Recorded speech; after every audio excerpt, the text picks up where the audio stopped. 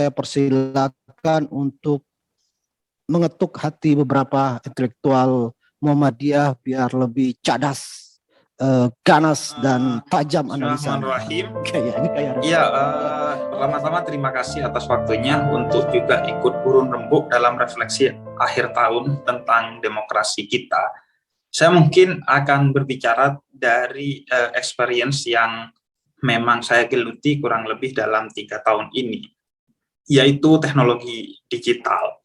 Bagaimana kemudian dulunya mungkin sekitar 7-8 tahun yang lalu, ketika teknologi digital baru bersentuhan dengan politik kita di Indonesia, salah satu yang paling awal mungkin fenomena Jokowi di awal-awal pencalonannya di Jakarta khususnya, itu ada semacam optimisme dalam melihat teknologi. Bagaimana teknologi menjadi media baru yang melengkapi pilar kelima dari demokrasi kita. Sehingga kemudian yang namanya framing, yang namanya sentralisasi, semua itu hilang seiring dengan setiap orang, setiap person bisa memiliki medianya sendiri, mempublikasikannya dan mempengaruhi massa, sehingga kemudian ruang demokrasi kita menjadi lebih sehat.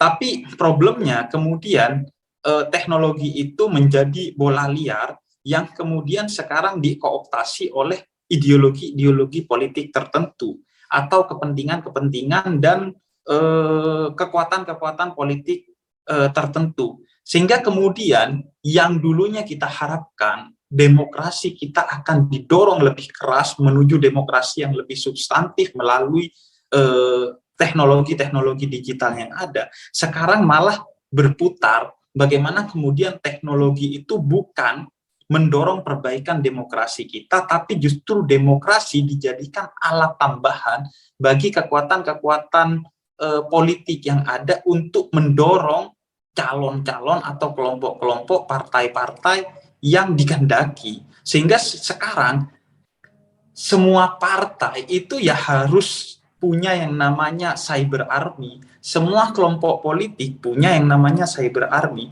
Dan masalah utama dari perkembangan perkembangan teknologi yang kemudian dikooptasi oleh kepentingan-kepentingan itu adalah menyebabkan terbentuknya jarak antara otoritas dan popularitas. Sehingga yang populer akhirnya adalah orang-orang yang tidak memiliki otoritas, dan yang memiliki otoritas dia tersingkir di panggung-panggung digital, sehingga pendapat seorang profesor itu bisa dihabisi, dikuliti, dan betul-betul dibunuh oleh pendapat seorang YouTuber dengan modal subscriber yang banyak gitu. Seorang profesor bisa jadi tidak dipercaya hanya dikomentari oleh seorang TikTokers atau seorang pemilik akun dengan followers yang banyak gitu. Ini yang kemudian menjadi keprihatinan kita di era teknologi digital ini. Apa yang kemudian disebut-sebut sebagai hilangnya kepakaran misalnya. Dan ini bukan hanya terjadi pada politik, tapi juga dalam agama pun begitu.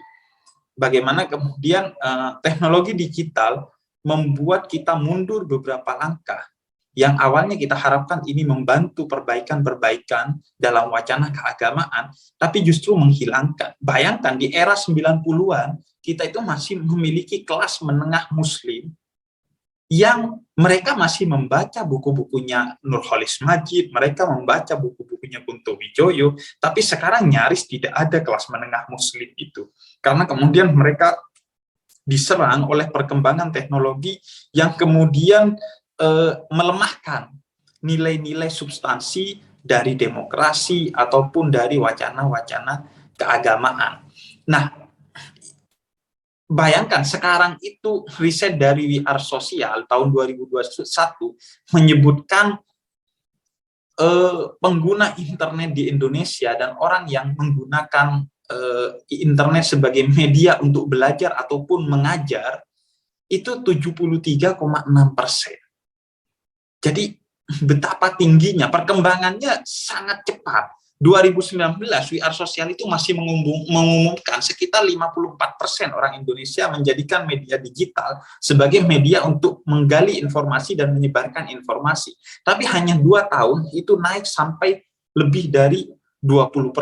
Dan riset-riset yang ada, misalnya dengan kaitannya agama, riset dari PPIM kemarin saya dilibatkan tahun 2021, itu teknologi digital lebih digunakan oleh kelompok-kelompok yang intoleran, kelompok-kelompok yang tidak bersemangat dengan nilai-nilai demokrasi, itu jauh lebih tinggi daripada kelompok-kelompok yang toleran. Bahkan beberapa laporan dari Kementerian Agama menyebutkan konten intoleransi itu 3 kali lipat lebih masif daripada konten-konten yang pro kepada nilai-nilai toleransi, demokrasi, moderasi, dan lain sebagainya. Di samping tadi berjaraknya antara popularitas dan otoritas, sehingga kemudian bagi saya kemudian ini renungan akhir tahun yang penting, bagaimana kemudian menjadikan platform-platform digital itu yang sebenarnya secara potensi lebih berpotensi untuk mendorong demokrasi kita lebih baik, mendorong wacana dan diskusi keagamaan kita lebih baik, dibuat terbalik oleh kepentingan-kepentingan ideologi tertentu. Bayangkan sekarang hampir semua kelompok politik, kelompok agama itu punya buzzernya, bahkan MUI lagi bikin buzzernya, kemudian kelompok-kelompok politik lagi bikin buzzernya, dan itu sangat menarik karena mudah, murah, tapi efektif untuk kemudian menggiring massa. Bagaimana di satu waktu ada 2 tagar yang sama di Twitter yang saling menyerang satu sama lain, dan ketika saya buka tidak ada yang substantif, semua hanya permainan-permainan dari algoritma, dan payahnya semakin hari, misalnya kalau kita tahu perkembangan TikTok sebagai platform yang paling baru di digital, itu semakin tidak peduli secara algoritma pada kepentingan-kepentingan yang sifatnya substantif. Mereka lebih berpihak dan berkiblat kepada popularitas-popularitas yang semu, sehingga siapa yang bisa melahirkan sesuatu yang lebih populer, dia yang akan lebih didorong secara algoritmatik oleh platform-platform tersebut.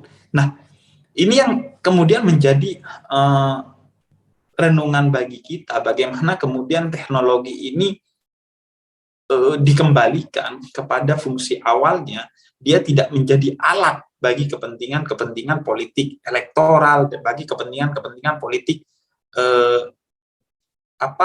temporal, tapi untuk kepentingan-kepentingan demokrasi. Dan masalahnya, trennya dalam berbagai riset, orang-orang yang memiliki idealisme tersebut semakin menghindari teknologi. Mereka menganggap teknologi sudah bukan milik mereka, sehingga mereka semakin keluar dari teknologi-teknologi digital tersebut. Sehingga trennya, segala hal-hal nilai-nilai yang bertentangan dengan nilai-nilai demokrasi itu semakin semarak di media sosial kita. Nah, sehingga kemudian semakin berjarak juga, orang yang punya otoritas itu sekarang semakin gagap kepada teknologi. Orang yang punya popularitas, dia semakin jauh dari otoritas, karena dia sudah merasa tidak perlu ataupun tidak memiliki waktu untuk kemudian mengejar otoritasnya, karena dia dikejar oleh nafsu massa untuk terus mendapatkan asupan-asupan pencerahan dari dia. Nah, ini 2 hal yang kemudian saling menarik. Yang punya otoritas, dia semakin menjauh dari teknologi digital karena dianggap dia sudah tidak mampu mengejar ini semua, apalagi kalau kita memperjauh renungan kita sampai ke bagaimana mereka dikejar Scopus dan lain sebagainya, sehingga semakin tidak memiliki waktu untuk itu. Dan mereka yang punya popularitas di media sosial semakin juga tidak peduli kepada otoritas itu, karena toh popularitasnya bisa menjawab semua masalah. Masyarakat sudah cukup dengan popularitas itu, dia tidak minta lagi berupa otoritas dari si tokoh di ranah digital tersebut. Nah, ini yang menyebabkan kemudian teknologi digital yang awalnya kita harapkan menjadi ruang publik yang sehat, itu menjadi tidak sehat, sehingga semua akan berhadapan dengan arminya. Anda melempar wacana yang berkaitan dengan agama, sudah ada army atau buzzer yang akan menyerang. Anda berwacana yang agak berbeda, unpopular opinion tentang sipil, sudah ada army di bidang sipil. Anda berwacana dalam segala hal, itu relatif ditutup pintunya dengan ketakutan-ketakutan yang disebarkan oleh buzzer-buzzer atau army-army yang itu dikendalikan oleh ideologi-ideologi tertentu. Sehingga kemudian teknologi itu dipermainkan dan menjadi budak sekarang bagi ideologi. Padahal harapan kita teknologi bisa mendorong aspirasi-aspirasi terbawa, aspirasi-aspirasi terkecil, narasi-narasi terkecil ke atas panggung. Tapi nyatanya ketika narasi-narasi kecil itu dinaikkan ke panggung teknologi, dia akan dihabisi oleh kekuatan-kekuatan buzzer. Sehingga kemudian frustasi berteknologi itu muncul di kalangan-kalangan yang punya otoritas. Apalagi mereka sudah mencoba dan tidak kunjung mendapatkan perhatian di masyarakat digital karena kegagapan mereka secara algoritmatik, menyebabkan akhirnya mereka memilih ya sudah berjauh, menjauhkan diri dari semua itu. Itu mungkin refleksi saya, David. Semoga bermanfaat.